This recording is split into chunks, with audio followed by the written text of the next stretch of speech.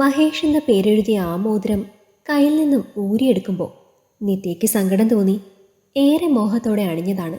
19 വയസ്സ് കഴിഞ്ഞാൽ പിന്നെ മംഗല്യയോഗം 35 ശേഷമേ ഉള്ളൂ എന്ന് പറഞ്ഞപ്പോൾ അച്ഛൻ എടുപിടിയെന്ന് കല്യാണം ഉറപ്പിക്കുകയായിരുന്നു. അങ്ങനെയാണ് മഹേഷിൻ്റെ കല്യാണാലോചന വന്നത്. ഒരു പ്രൈവറ്റ് സ്ഥാപനത്തിൽ വർക്ക് ചെയ്യുകയായിരുന്നു അയാൾ. കാണാൻ വലിയ തരക്കേടില്ല, ഇരുനിറം, പക്ഷെ വല്ലാത്ത വിനയമായിരുന്നു എല്ലാവരോടും. അതെല്ലാവർക്കും ഇഷ്ടമായി. ചെറുക്കൻ പാവമാണെന്ന് ആദ്യം പെണ്ണ് കാണാൻ വന്ന ദിവസം തന്നെ എല്ലാവരും മാർക്കിട്ടു. അയാളുടെ വീട്ടിൽ അമ്മയും അച്ഛനും ഒരു സഹോദരിയും മാത്രമാണ് ഉണ്ടായിരുന്നത്. നല്ല കുടുംബം, അങ്ങനെ വേറെ ബാധ്യതകളൊന്നുമില്ല.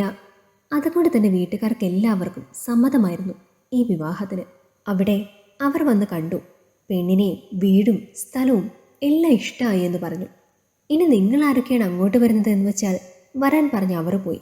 ഇവിടെ നിന്ന് എല്ലാവരും അവരുടെ വീടും ചുറ്റുപാടും കാണാൻ വേണ്ടി പോയി. ഒരു കുഞ്ഞു വീടാണെങ്കിലും അവർക്കിഷ്ടമായി. എല്ലാവരും നല്ല സ്വഭാവമാണത്രേ.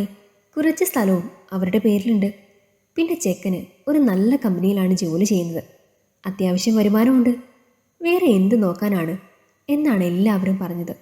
തന്നെയുമല്ല, അവിടെ അടുത്തുള്ള ബന്ധുക്കളോടൊക്കെ അന്വേഷിച്ചപ്പോൾ ചെറുക്കനെക്കുറിച്ച് ചീത്തയൊന്നും അവർക്ക് പറയാനുണ്ടായിരുന്നില്ല. നല്ല ചെറുക്കനാണ് എന്നായിരുന്നു എല്ലാവരും പറഞ്ഞത്. അങ്ങനെ ആ കല്യാണം ഉറപ്പിച്ചു. നിശ്ചയം കഴിഞ്ഞ് 3 മാസത്തെ ഇടവേളയുണ്ടായിരുന്നു കല്യാണത്തിന്.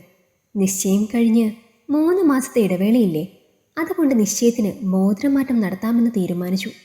അങ്ങനെ അത് നടന്നു.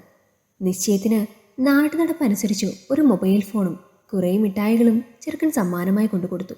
അന്ന് ഏറെ നേരം സംസാരിച്ചാണ് അവർ പിരിഞ്ഞത്. ചെറുക്കനെ അവൾക്ക് വല്ലാതങ്ങ് ബോധിച്ചു. വളരെ മനോഹരമായി സംസാരിക്കാൻ മിടുക്കനായിരുന്നു മഹേഷ്. എല്ലാവരും കേട്ടിരുന്നു പോകും.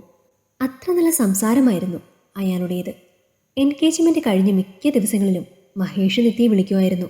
പക്ഷെ പലപ്പോഴും നിത്യ തിരിച്ചു വിളിക്കുമ്പോൾ മുഴുവൻ ഫോൺ ബിസിയായിരുന്നു. ആദ്യമൊന്നും കാര്യമാക്കിയില്ലെങ്കിലും പിന്നീട് അവൾ അതിനെപ്പറ്റി ചോദിച്ചു. അപ്പോൾ പറഞ്ഞത് ഓഫീസിലെ ആവശ്യങ്ങളുമായി ഓരോരുത്തരും വിളിക്കുന്നതാണ് എന്നാണ്. ഒരിക്കൽ മഹേഷിനെ ഏതോ ഒരു പെണ്ണിൻ്റെ കൂടെ കണ്ടുവെന്ന് ആരോ നിത്യയോട് വന്ന് പറഞ്ഞു. അവളിലത് അസ്വസ്ഥത സൃഷ്ടിച്ചു.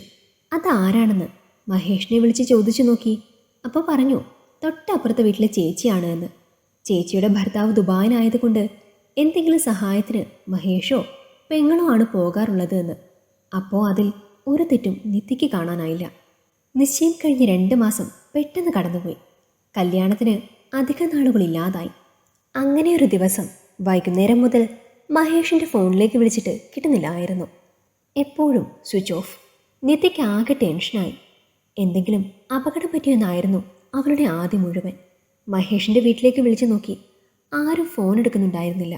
നിത്യ ടെൻഷൻ സ്വന്തം അച്ഛനോടും അമ്മയോടും പറഞ്ഞു. അപ്പോൾ അവർ അന്വേഷിക്കാമെന്ന് പറഞ്ഞു. അവൻ്റെ വീട്ടിൽ എല്ലാവരും ഫോൺ എടുക്കാതിരിക്കണമെങ്കിൽ അതിൻ്റെ പിന്നിൽ എന്തെങ്കിലും തക്കതായ കാരണം ഉണ്ടാകുമെന്ന് അവർ പറഞ്ഞു. മഹേഷിനൊന്നും പറ്റി കാണരുതേ എന്ന് എല്ലാവരും പ്രാർത്ഥിച്ചു.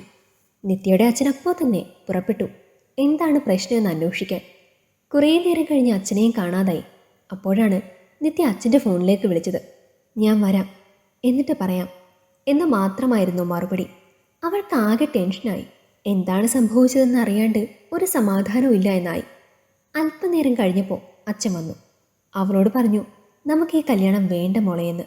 നിത്യ ആകെ ഞെട്ടിപ്പോയി. കാരണം മഹേഷ് അവളുടെ മനസ്സിൽ കൂടിയിട്ട് കാലം കുറേയായി. അവൾ വെപ്രാളത്തോടെ എന്തു പറ്റിയെന്ന് ചോദിച്ചു. അപ്പോൾ പറഞ്ഞു തൊട്ടടുത്ത വീട്ടിലെ സ്ത്രീയുമായി അവന് ബന്ധമുണ്ടായിരുന്നു എന്ന്. അവരുടെ ഭർത്താവ് ദുബായിലേക്ക് പോയി കഴിഞ്ഞാൽ അയാൾ അവിടെ തന്നെയാണ് എന്ന്. അവരുടെ ബന്ധത്തെപ്പറ്റി ഒന്നും ആർക്കും അറിയില്ലായിരുന്നത്രേ. അതുകൊണ്ടാണ് മഹേഷിനെ പറ്റി അന്വേഷിച്ചപ്പോൾ എല്ലാവരും നല്ല അഭിപ്രായം പറഞ്ഞത്. നാട്ടുകാരുടെ മുന്നിലൊക്കെ അയാൾ വലിയ മാന്യനാണ്. രഹസ്യമായി ഇങ്ങനെയൊരു ബന്ധം വെച്ചു പുലർത്തുന്നുണ്ട് എന്ന് മാത്രം.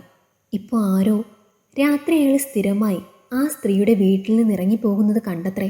അത് അവളുടെ ഭർത്താവിനോട് പറഞ്ഞു കൊടുത്തതാണ്. അങ്ങനെയാണ് അയാൾ രഹസ്യമായി വന്നതും എല്ലാം കയ്യോടെ പിടിച്ചതും. മഹേഷിൻ്റെ നാട്ടിലെ മാന്യതയുടെ കുപ്പായം അഴിഞ്ഞു വീണതും കേട്ടതൊന്നും വിശ്വസിക്കാനാവാതെ നിന്നു നിത്യ. മഹേഷിൻ്റെ മധുരം തുളുമ്പുന്ന വാക്കുകളായിരുന്നു അവളുടെ മനസ്സ് മുഴുവൻ. കാണിച്ചത് മുഴുവൻ അഭിനയമായിരുന്നു എന്ന് വിശ്വസിക്കാൻ പ്രയാസം തോന്നി അവൾക്ക്. മറ്റൊരാളുടെ കൂടെ കഴിഞ്ഞാൽ തന്നെയും ചതിച്ചവനോട് എന്തെന്നില്ലാത്ത വെറുപ്പ് തോന്നി. ആ സ്ത്രീയുടെ ഭർത്താവ് എല്ലാം അറിഞ്ഞിട്ട് നാട്ടിലെത്തി അവളെ അവിടെ നിന്നും ഇറക്കി വിട്ടു.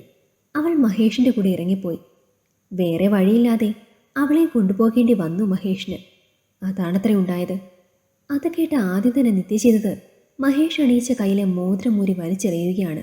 അത് ഓരുമ്പോൾ നല്ല സങ്കടമുണ്ടായിരുന്നു. ഏറെ മോഹിച്ച് തന്നെയാണ് അതണിഞ്ഞത്.